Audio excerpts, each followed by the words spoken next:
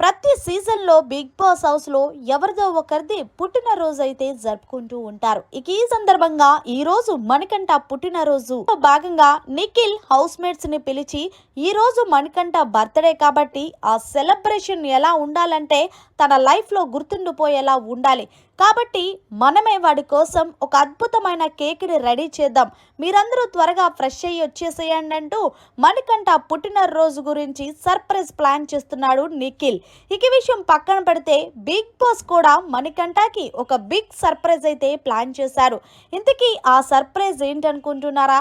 ఎప్పుడూ కూడా తన భార్య పిల్లని మిస్ అవుతున్నానని చాలా సందర్భంలో తెలియజేశాడు. అందుకే మణికంఠ కోసం బిగ్ బాస్ తన భార్య అలాగే తన పాపది ఇద్దరిది కలిపిన ఒక ఫోటోని మణికంఠకి ఇవ్వడానికి సర్ప్రైజ్ ప్లాన్ చేశారట. మొత్తానికి మణికంఠని కన్వెక్షన్ రూమ్ లోకి పిలిచి అక్కడున్న ఒక గిఫ్ట్ ని స్వీట్స్ ని తీసుకోమని తెలియజేశారు. ఇక ఇందులో భాగంగా అక్కడున్న గిఫ్ట్ ని స్వీట్స్ ని బయట తెచ్చి స్వీట్స్ హౌస్ మేట్స్ కి పంచిగా ఈ గిఫ్ట్ ఏదై ఉంటుందా అని ఆలోచించుకుంటానే ఈ గిఫ్ట్ ని ఓపెన్ చేశారు. తీరా చూస్తే వాళ్ళ వైఫ్ అండ్ పాప ఫోటో. ఒక్కసారిగా ఎమోషనల్ అయిపోయాడు మణికంఠ. ఇక మణికంఠ ఏడుపు చూసి నిఖిల్ కూడా కన్నీళ్లు పెట్టుకున్నాడు. అలాగే మిగిలిన హౌస్ మేట్స్ కూడా చాలా ఎమోషనల్ అయ్యాడు.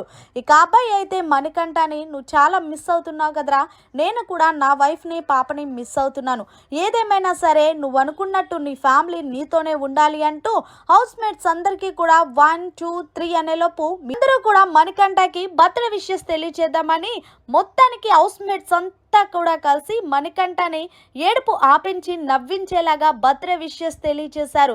ఏదేమైనా సరే బిగ్ బాస్ హౌస్ లో ఎమోషన్స్ తో ఎక్కడ కొట్టాలో అక్కడ కొడతాడనే చెప్పాలి.